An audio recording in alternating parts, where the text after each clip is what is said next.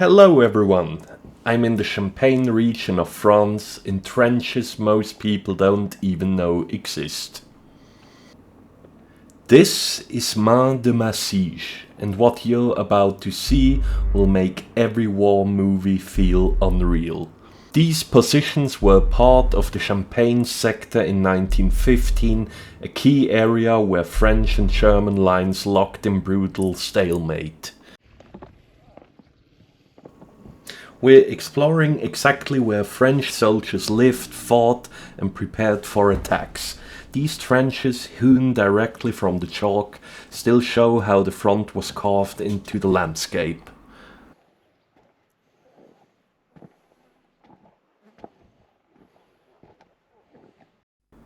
Maps like these explain how attack trenches were built, but the real story is here, under our feet. Every twist, every dugout tells us how soldiers adapted to survive.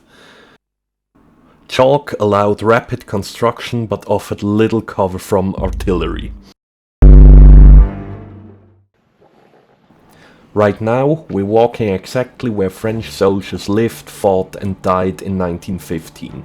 These are French trenches. The front line positions they carved into the Champagne chalk during one of the bloodiest offensives of the war.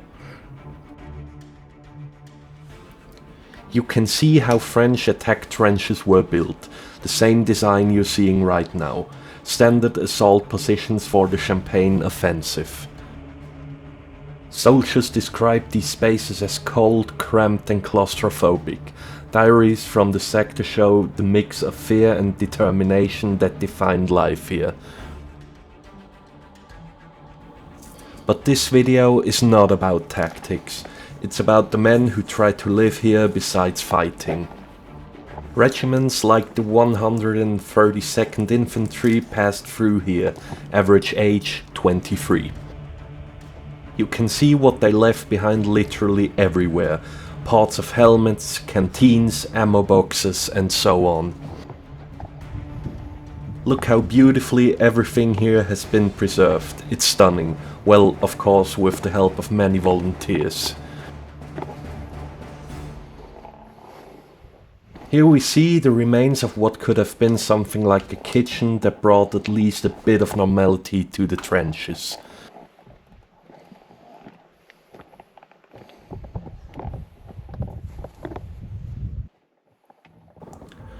What I'm doing now, popping my head over the trench, would have meant instant death during the war. Snipers were literally everywhere looking for movement in the enemy trenches. Now we're heading further towards the front line and the end of the French trench network. This is marked by an observation post directed towards the enemy. It was manned all the time with soldiers changing shift every few hours, reporting any movement they could make out. What's absolutely stunning is the amount of metal parts and pieces lying around literally everywhere. We're now leaving the trench, walking to the presumed German side. We can get a pretty clear glimpse of how the battlefield must have looked so many years ago. To be completely straight with you guys, I sort of got really confused which trench now belonged to what nation, so therefore I'm keeping everything more or less general in that regard. Moreover, these trenches changed ownership quite a few times between 14 and 18, so therefore you get what I mean. What is quite clear, on the other hand, is that this battlefield looked as devastating as all the other battlefields we already know. Look at the walls, loose chalk. Every hand-carved corner was created under pressure, often for offensive operations against the ridge above, reinforced with whatever was available: planks, corrugated metal, wire mesh, wood.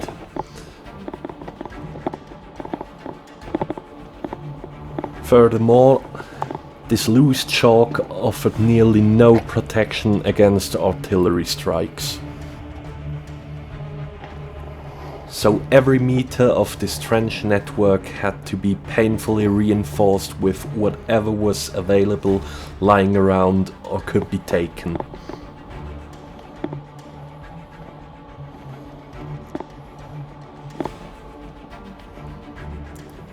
And once again, many found parts. In this case, grenade fragments and dishes, which all belonged to soldiers who were, at least at one point, alive here.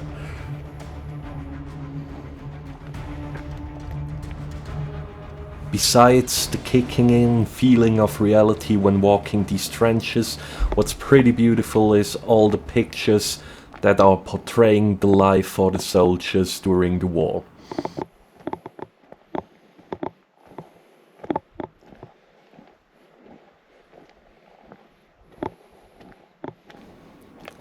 In case you're wondering, all the parts and things lying around here are frequently found during maintenance work of the trenches.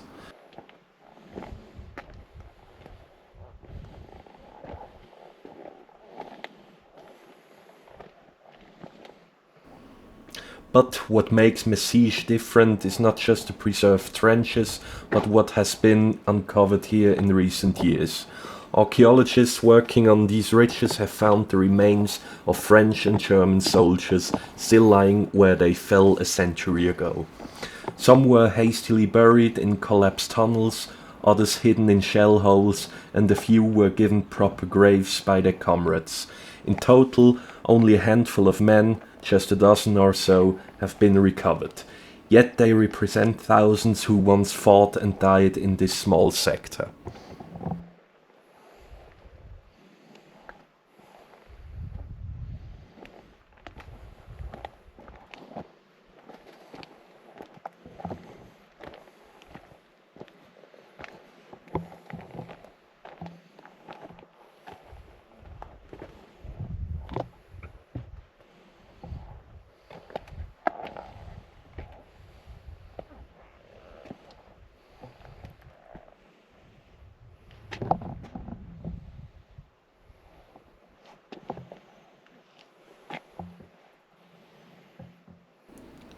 Signs inform the visitors where soldiers have been found in recent years.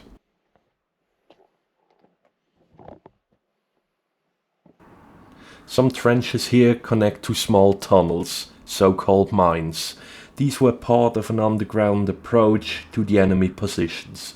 Walking these spaces today, you can feel the precision and urgency of the engineering work.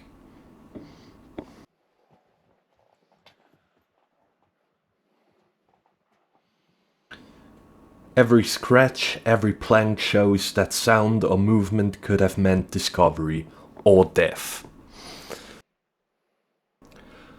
We will come back to the mines in just a bit.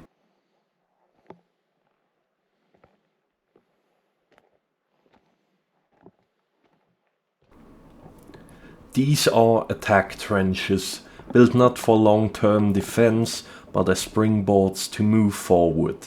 From here, soldiers would have gone over the top toward the enemy ridge, only a few meters away. The tactical setup makes sense in maps, but walking it today, you feel the precarious closeness to the enemy and the confined space these men endured.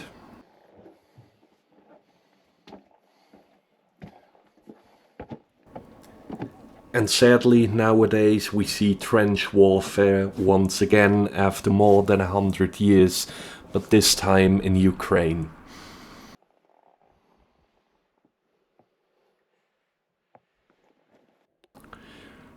This concrete reinforced observation post, most certainly German, fulfilled the purpose of supporting the artillery with coordinates.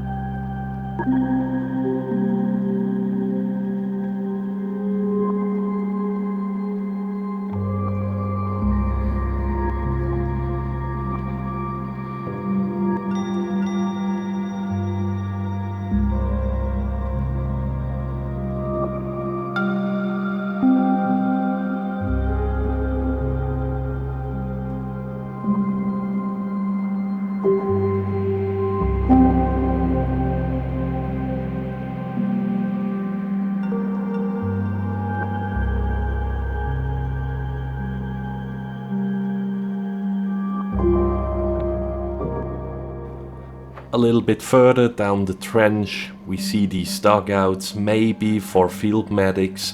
Well, at least there are still stretchers here.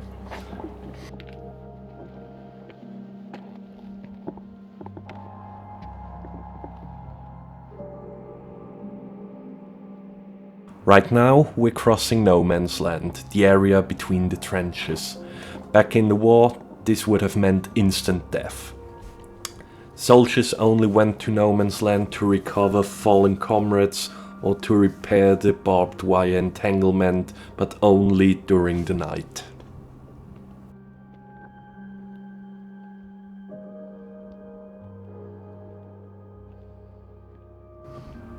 Nonetheless, there are numerous accounts of soldiers suddenly getting up and heading towards no man's land, never to be seen again, totally tired of war and the constant threat of death.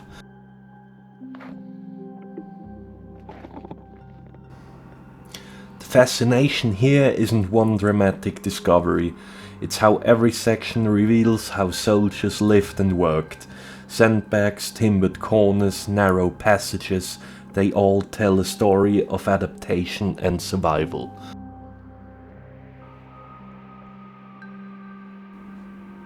Engineers and soldiers alike shape this terrain. Seeing it firsthand gives perspective on the labor, fear and ingenuity that maps alone can't convey.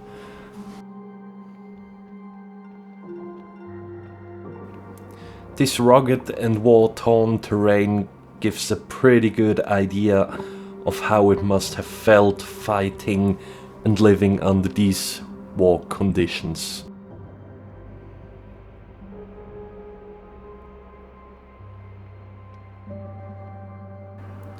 Here we see once again an observation post overlooking the green meadows of the Champagne, which back then were blood-drenched battlefields.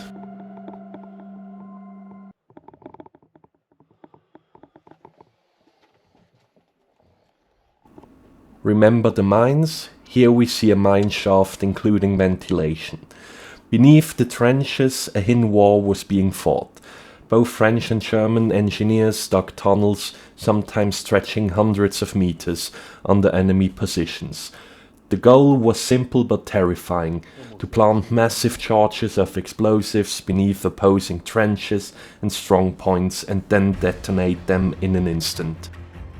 The work was slow and brutally dangerous. Men carved through the chalk with pickaxes and shovels, reinforcing the galleries with wooden beams, laying out timbers and boards to keep the tunnels from collapsing. Ventilation shafts had to be cut, let in air, while every scrap of spoil, chalk and earth removed, had to be carried away discreetly, hidden from enemy eyes and ears. When larger mines were fired, the results were catastrophic. Entire trenches, dugouts and the soldiers inside them could vanish in a single eruption, leaving behind the massive craters that still scar the western front today. At Massiges, these tunnels added another layer of terror to an already unforgiving battlefield, a constant reminder that the ground itself could explode without warning.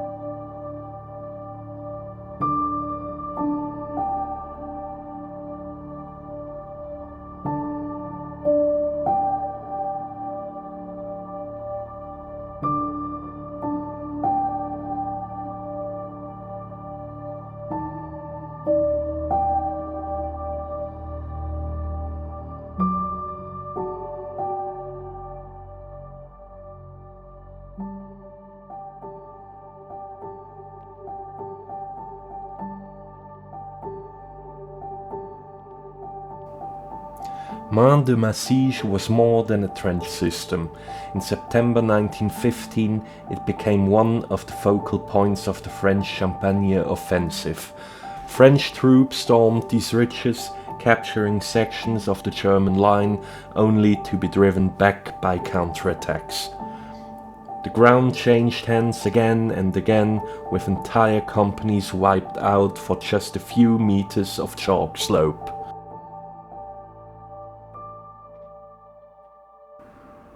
The fighting here lasted not just days but years. From 1915 until 1918 these trenches remained active positions, an exposed salient hammered by artillery, mined from below and contested by both sides.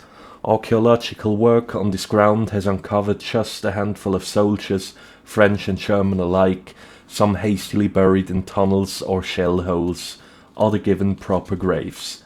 A tiny glimpse of a far greater loss, because in the wider Champagne offensive the French army suffered around 145,000 casualties, while German losses reached more than 70,000, with thousands taken prisoner.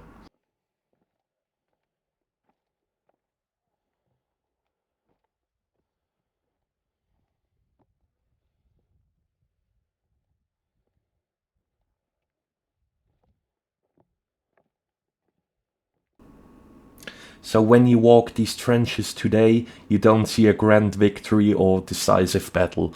You see the reality of World War I, massive human sacrifice for minimal ground. Main de Massiges is preserved as a rare witness to that struggle. Every corner, every dugout, a reminder of the courage and suffering of the men who fought here.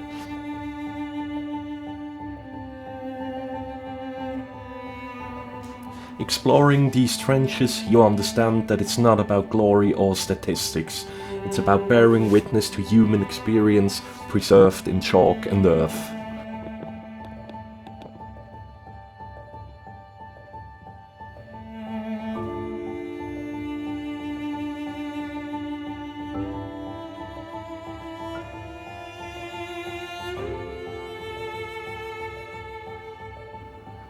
I explore not to glorify war, but to remember those who lived it.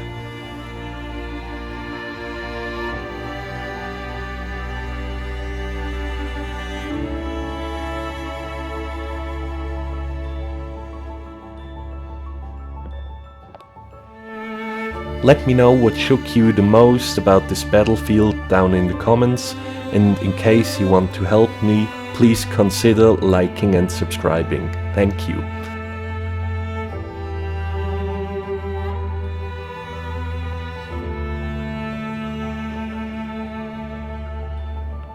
Just in case you're wondering, next week's video is about hidden bunkers and dummy barns in the Swiss Alps.